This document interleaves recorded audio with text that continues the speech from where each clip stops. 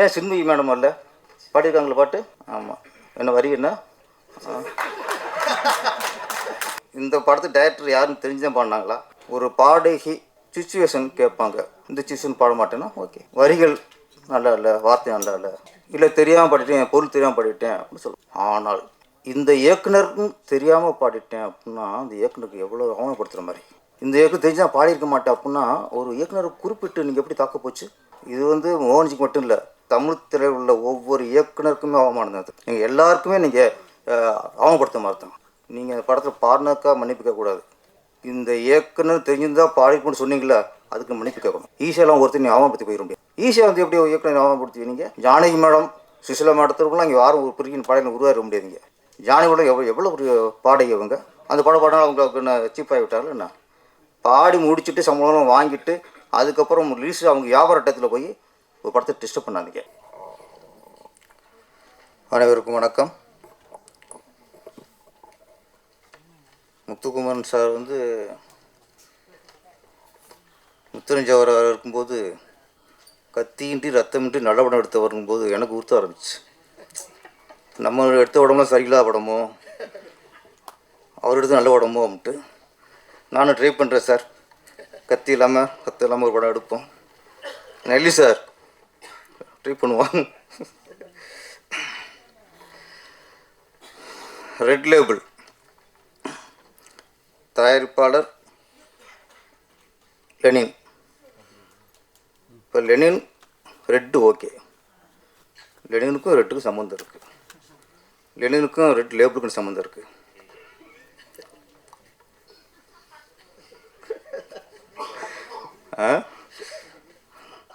நான் என்னடா okay, சிவப்புக்கு okay, Lenin okay. அப்புறம் அவங்களே ஒரு முத்திரை குத்திட்டாங்க, எனக்கும் ரெட் லேப்புக்கும் சம்மந்தம் இல்லை, ரெட் லேப்புக்கும் எலெக்ஷன் சம்மந்தம் இருக்குது. அந்த எலெக்ஷன் முத்திரையை குத்திட்டார். அதுவும் ஒத்துக்க வேண்டியதான். எப்படி லெனினுக்கும் ரெட்டுக்கும் எப்படி சம்மந்தம் இருக்கோ, நம்ம ரெட் லேபிளுக்கும் எலெக்ஷனுக்கும் இப்போலாம் சம்மந்தம் ஆகிப்போச்சு. அது இல்லாமல் எலெக்ஷன் நடக்காது இப்போது. அதனால் ரொம்ப யோசிச்சு தான் டைட்டிலாம் வச்சுருக்காங்க.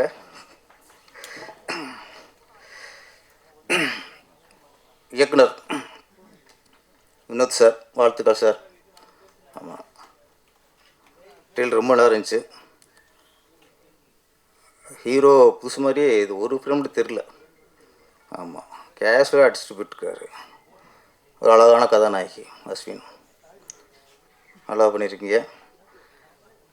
ஜோடி பத்து நல்லா இருக்குது, அது ரொம்ப முக்கியம் இல்லை. ஆமாம், அவங்க ஹீரோக்குங்க நீங்கள் என்ன அம்புல மட்டும் இருக்குன்னே ஆள் வருவாங்க. அப்படி லெனினுக்கும் அஸ்வினுக்கும் ஜோடி பொறுத்த படத்தில் நல்லாயிருக்கு. ஆமாம், எப்படி கமல் ஸ்ரீதேவி, ரஜினி, ஸ்ரீபிரியா மாதிரி லெனின் அஸ்வின் ஜோடி பொறுத்த நல்லா இருக்குது. தொடரட்டும், ஜோடியும் தொடரட்டும், படங்களும் தொடர்ந்து எடுங்க.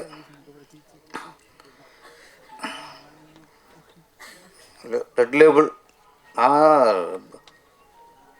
தயாரிப்பட்ட கேட்டேன், என்ன தான் படம்ட்டு. கதையை சொல்லவே மாட்டேங்கிறாரு, மழுப்புறாரு அப்படியே. ஆமாம், இல்லை சார் ஒரு கல்லூரி ஸ்டோரி அப்படின்னாரு. காதல் கதையா அப்படின்னேன். இல்லை சார் அதில் எலெக்ஷன் சம்மந்தப்பட்டது. உங்களுக்கு அரசியல் கதையா? அதுவும் இல்லை சார், அது ஒரு த்ரில்லர். என்னதான் கதை? எலெக்ஷன் கதையும் இல்லை, கல்லூரி கதையும் இல்லை, காதல் கதையும் இல்லை. அப்படியே ஓட்டு சஸ்பென்ஸை ரொம்ப மெயின்டைன் பண்ணுறாரு.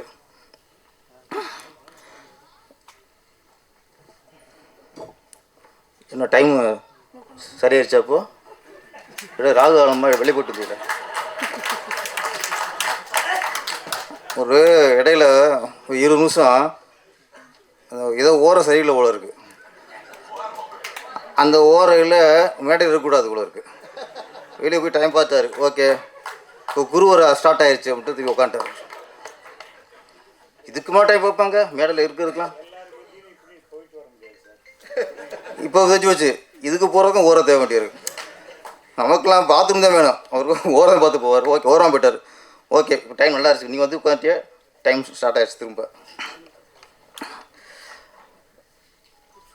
இந்த பாருங்கள், இந்த இந்த ஓரையில் பேசுனது மறந்து போச்சு.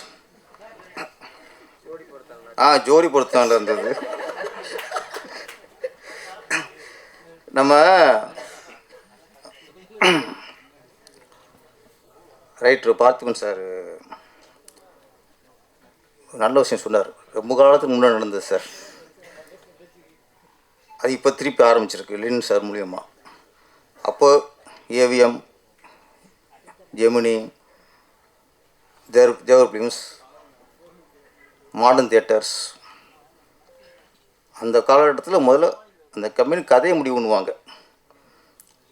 கதையை முடிவு பண்ணதுக்கப்புறம்தான் இந்த கதையை யார் இயக்குனா நல்லாயிருக்கும் அப்படின்னு அடுத்த இயக்குனரை முடிவு பண்ணுவாங்க. அப்புறம் இந்த கதைக்கு எந்த கதாநாயகன் கரெக்டாக இருப்பார் அப்படி அப்புறம் கதாநாயகன் முடிவு பண்ணுவாங்க. இது ஆரோக்கியமான சினிமா அதான் போய்க்கிருச்சு. ஏன்னா ஒரு படத்துக்கு கதை தான் முக்கியம். கதை தான் ஹீரோ, கதை தான் கதாநாயகி, கதை தான் இயக்குனர், கதை தான் முக்கியம். அப்போ ஆரம்பத்தில் இல்லை, அப்படியே கரெக்டாக போய்கிட்டு இருந்துச்சு.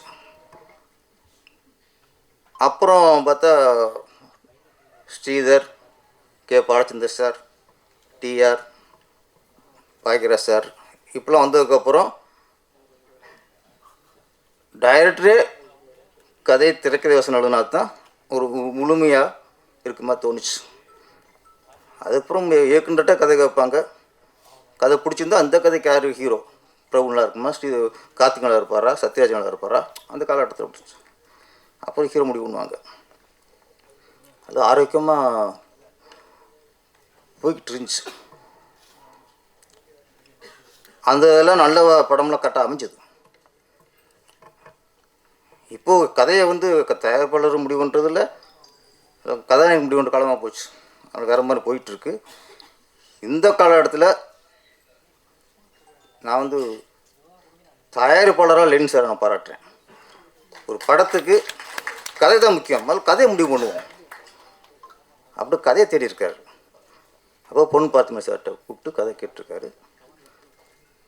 கதை பிடிச்சிருக்கு, லைன் பிடிக்கல, கதையே பிடிச்சிருக்கு. கதையை ஃபுல்லாக பண்ணி ஃபுல்லாக ரெடி பண்ணதுக்கப்புறம் அப்போ இந்த கதைக்கு ஒரு நல்ல இயக்குனரை, சரியான இயக்குனரை போடுவோம். அப்புறம்தான் இயக்குனர் வினோத்தை முடிவு பண்ணியிருக்காங்க. இதில் ஒரு படம் நல்லா வந்திருக்குங்கிறதுக்கான நம்பிக்கை இருக்கலாம். ஒரு கதை தான் முக்கியம். அப்போ கதையை அதுக்கப்புறம் டைரக்டர் முடிவு பண்ணி இந்த கதைக்கு நம்ம கரெக்டாக இருப்போமா, ஹீரோ கரெக்டாக இருப்போமா, காலேஜ் ஸ்டூடெண்ட் ஸ்டேட்டஸ் சொன்னால் நல்லா இருக்குது, அதில் கொஞ்சம் மாற்றுவோம் அப்படின்னு சொல்லி அதுக்கு ஒரு மாற்றம் பண்ணி இந்த ரெட் லேபிள் முறையாக எடுக்கப்பட்ட படம் அப்படிங்கிறதுக்கு பொன் பச்சை சொன்ன உதாரணம். அடுத்து இந்த படத்தில் அவர் என்ன சுரந்தில் என்னென்னமோ நடிகை நடிகர் திலகம், உலக நாயகன் எல்லாம் சொல்கிறாங்க. இப்போ ஒரு நடிகர் உருவாகிட்டு இருக்காரு. அவருக்கு பட்டத்தை தேட வேண்டியிருக்கு. இப்போ என்ன பட்டம்ன்ட்டு என்ன கோவை திலகம் வைக்கலாமா? இப்போ உலக நாயகன் டைட்டில் விட்டுருச்சாச்சா? அப்போ அது விட்டு கொடுத்தாரு, அது கூட வச்சுக்கலாம். எங்கள் சங்க தலைவர் உதயகுமார், நடிகர் உதயகுமார் அவர்கள் இன்றைக்கி நடிகராக உட்காந்துருக்காரு. ட்ரெயிலர் பார்க்கும்போது அந்த கெட்டப் சூப்பர். ரஜினி சாரோட உள்ள ஸ்டீலாக சீடு குடிச்சு பார்த்துக்கல. அவரை கொஞ்சம் சீரியஸாக குடிப்பார். ரொம்ப தெனாவிட்டா அப்படியே கேஸில் சாஞ்சிட்டு அப்படியே வானத்துக்கு ஊதுறாரு, புகை விடுறாரு. புகையை மேலே வானத்துக்கு விடுறாரு. ஒரு நல்ல நடிகர் உருவாகிட்டு இருக்காரு சார். எங்கள் ஆள்கிட்ட நல்ல வேலை வாங்கியிருக்கீங்க. அவர்கிட்ட வேலை வாங்கிட்டு சாதாரண விஷயம் இல்லை, நல்ல வேலை வாங்கியிருக்கீங்க. நம்ம பொன் பார்த்திபன் சார் இன்னொரு விஷயம் சொன்னார். ஒரு நடிகர் கதை கேட்டோம், கமிட் ஆகிட்டோம், ஓகே. ஒரு நடிகர் கதை பிடிச்சி கமிட் ஆகிட்டா அந்த இயக்குனர்கிட்ட ஃப்ரீடம் விட்டணும். நம்புனா அதை நடிக்கணும். நம்பிக்கையிலே நடிக்கக்கூடாது. அவ்வளோ. அப்போ நீங்கள் கதையை கேட்டுட்டு நம்பி உள்ளே போயிட்டா அவனை போட்டு டார்ச்சர் பண்ணக்கூடாது. டேரக்டர் டார்ச்சர் பண்ணக்கூடாது. அதை மாற்று, இதை மாற்று, இது ஏன் இப்படி ஷார்ட் இங்கேயே வைக்கிற, கேமரா அங்கேயே வைக்கிற. இது வந்து இயக்குற சித்திரவதை பண்ணுறது. சித்திரவதை பண்ணுறது. கதை பிடிச்சி பிடிக்கணும் நடிக்காதீங்க. அவ்வளோதானே. உதயகுமார் சார் கதை கேட்டிருக்காரு, பிடிச்சி போச்சு. படம் முடிகிற வரைக்கும் ஒன்றுமே சொல்லலை. சமத்தான நடிகர் அவர். ஒன்று அப்பப்போ கேட்டால் இது வேறு இப்போ நடிக்க வளர்ந்து வந்துக்கிட்டு இருக்கோம் அப்படின்னு அது ஒன்று இருக்குது. ஃபுல்லாக விட்டார். படம் பார்த்துருக்காரு. படம் பார்த்துட்டு அவரோட கருத்து இப்படி மாற்றிக்கலாமா, மாற்றிக்கலாமா, ஓகே. அவர் சொல்கிற மாற்றம் இயக்குனருக்கும் கதாசிரியருக்கும் உடன்பட்டுருக்கு. அப்போ சொன்ன மாதிரி சேஞ்ச் பண்ணியிருக்காங்க. அப்போ சொன்ன விஷயம் சரி அப்படிங்கிறனால தான் இன்றைக்கி மேடையில் ஓப்பனாக சொல்கிறாரு கதாசிரியர். ஒரு நடிகர் வந்து இதான் கருத்து சொல்லலாம். ஷூட்டிங்லேயே சொல்லும்போது ரொம்ப இயக்குனருக்கு வந்து பெரிய தலைவலி ஆயிரும், குழப்பம் உண்டாயிரும். குழப்பம் உண்டாச்சுன்னா அது படத்தில் தெரிஞ்சுக்குவோம். அப்போ கரெக்டாக எங்கள் நடிகர் கரெக்டாக படம் முடிஞ்சு அதான் அனுபவம். அதான் சார் பொண்ணு பார்த்தீங்கன்னா சார் அனுபவம் சில பக்கத்தில் வச்சுக்கணும். ஆமாம், அது சிலருக்கு யூஸ் ஆகும்.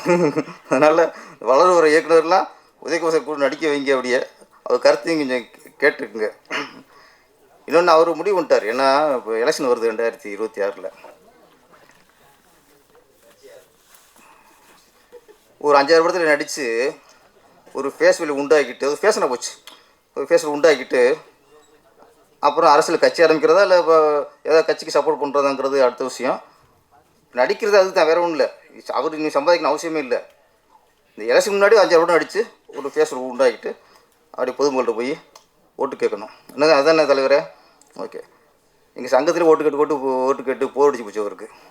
என்ன நீ மக்கள்கிட்ட போய் ஓட்டு கேட்கணும். அதில்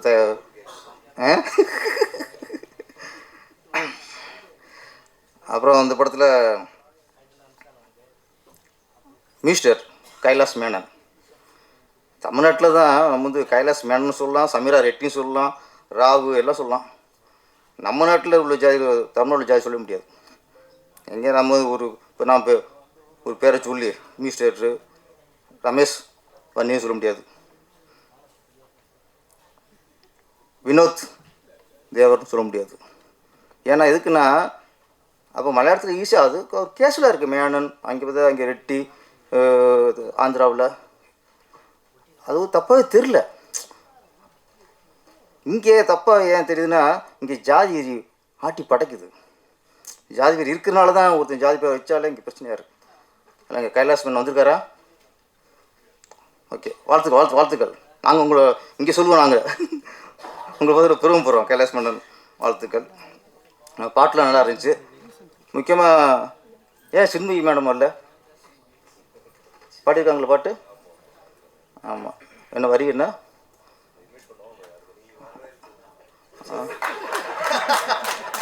இந்த கோயம்புத்தூர் குசும்புங்க இல்லை, இந்த கோயம்புத்தூர் குசும்புக்கு இதுதான் நல்லா பாடியிருந்தாங்க. இந்த படத்து டைரக்டர் யாருன்னு தெரிஞ்சுதான் பாடினாங்களா? அது கேள்வி இருக்குல்ல. தெரியுமா உங்களுக்கு? தெரியும். ஆமாம். சின்ன படங்கள் இந்த மாதிரி படங்கள்லாம் ஒரு படத்தை முடித்து ரிலீஸ் பண்ணுறதே பெரிய விஷயமா இருக்குது. வியாபாரமாகிறதே பெரிய விஷயமா இருக்குது. இந்த நேரத்தில் அந்த படத்தை டேமேஜ் பண்ணுற மாதிரி, வியாபாரத்தை டேமேஜ் பண்ணுற மாதிரி, ஆமாம், அது ரொம்ப வருத்தமாக இருக்கும். ஒரு பாடகி அப்படிங்கும்போது சுச்சுவேஷன் கேட்பாங்க. இந்த சுச்சுவேஷன் பாட மாட்டேன்னா ஓகே, வரிகள் நல்லா இல்லை, வார்த்தை நல்லா இல்லை அப்படின்னா படிக்கும்போது தெரிஞ்சுவோம்ல, அவாய்ட் பண்ணிடலாம். இல்லை தெரியாமல் பாடிட்டேன், பொருள் தெரியாமல் பாடிட்டேன் அப்படின்னு சொல்லலாம். ஆனால் ஒரு படத்துக்கு கேப்டன் இயக்குனர், அவன் தான் முழுமையானவன். படத்தை உருவாக்குறது இயக்குனர் தான். இந்த இயக்குனருக்கும் தெரியாமல் பாடிட்டேன் அப்படின்னா அந்த இயக்குனருக்கு எவ்வளோ அவமானப்படுத்துகிற மாதிரி, எவ்வளோ மன உளைச்சல் உண்டாயிருக்கும். இந்த இயக்குனர் தெரிஞ்சால் பாடியிருக்க மாட்டேன் அப்படின்னா ஒரு இயக்குனரை குறிப்பிட்டு நீங்கள் எப்படி தாக்க போச்சு? இது வந்து மோகன்ஜிக்கு மட்டும் இல்லை, தமிழ் திரையில் உள்ள ஒவ்வொரு இயக்குனருக்குமே அவமானம் அது. நீங்கள் எல்லாருக்குமே நீங்கள் அவமானப்படுத்த மாதிரி தான். நீங்கள் அந்த படத்தில் பாடினாக்கா மன்னிப்பு கேட்கக்கூடாது. இந்த இயக்குனர் தெரிஞ்சிருந்தால் பாடிக்கணும்னு சொன்னீங்களா, அதுக்கு மன்னிப்பு கேட்கணும். மன்னிப்பு கேட்கணும். நீங்கள் ஈஸியெல்லாம் ஒருத்தர் நீ அவமானப்படுத்தி போயிட முடியாது. ஒரு இயக்குனர் ஒரு படத்தை ஒருத்தன் கதையை சொல்லி பிடிச்சி அதை முடித்து உயிர் போகுதுங்க. இங்கே ஒரு இயக்குனருக்கும் ஈஸியாக வந்து எப்படி இயக்குனர் அவமானப்படுத்துவீங்க? நீங்கள் ஒரு பாட்டு ஜானகி மேடம் சுசிலா மேடத்திற்குலாம் இங்கே யாரும் ஒரு பிரிக்கின் பாடகை உருவாக முடியாதுங்க. தமிழ் ஜானகி மேடம் எவ்வளோ ஒரு பாடகை அவங்க. நேற்று ராத்திரி அம்மா பாடினாங்க. அதுக்கு எத்தனை நாள் அற்புதம் படம்லாம் பாடியிருக்காங்க. அந்த படம் பாடினாலும் அவங்களுக்கு என்ன சீப்பாகி விட்டார்கள் என்ன? குறிப்பிட்ட ஒரு இயக்குனரையோ ஒரு தயாரிப்பாளரையோ சொல்லி அவமானப்படுத்துறதுக்கு யாருங்க உரிமை இல்லை. இந்த படத்தை பாட்டு நல்லா பாடியிருக்காங்க, ரசிக்கிறோம். நீங்கள் ஒரு பாடகி, பாடுங்க, தொடர்ந்து பாடுங்க. ஏற்கனவே உங்களுக்கு தடைன்னே சொன்னீங்க. இப்போ அது எதுவும் இல்லை. உங்கள் திறமை நெரிச்சு பாட்டு போங்க. உங்களை சுச்சுவேஷன் கேளுங்க. பாட்டில் ஒரு பாட்டை பாருங்க, படித்து பாருங்கள். பிடிச்சிருந்தா பாடுங்க, இல்லைன்னா போங்க. பாடி முடிச்சுட்டு சம்பளம் வாங்கிட்டு அதுக்கப்புறம் ரிலீஸ் அவங்க வியாபார இடத்துல போய் ஒரு படத்தை டிஸ்டர்ப் பண்ணாதீங்க. இந்த படத்தில் அவங்க பாட்டுக்கு சந்தோஷம்தான். இந்த படம் பாட்டு நல்ல ஹிட் ஆகும். ரெட் லேபிள் லெனின் சார் ரொம்ப ஒரு நம்பிக்கையோட ஒரு கதையை நம்பி ஒரு நல்ல இயக்குனரை நம்பி ஒரு நல்ல படம் எடுத்துருக்கிறாரு. இந்த படம் மிகப்பெரிய வெற்றி அடைய வேண்டும். லெனின் அவர் தொடர்ந்து நீங்கள் படம் பண்ணுவீங்க. உங்கள்கிட்ட அந்த ஒரு கட்சி இருக்குது உங்களுக்கு. ஆமாம், இந்த படம் வெற்றி அடைய வாழ்த்துக்கள். நன்றி, வணக்கம்.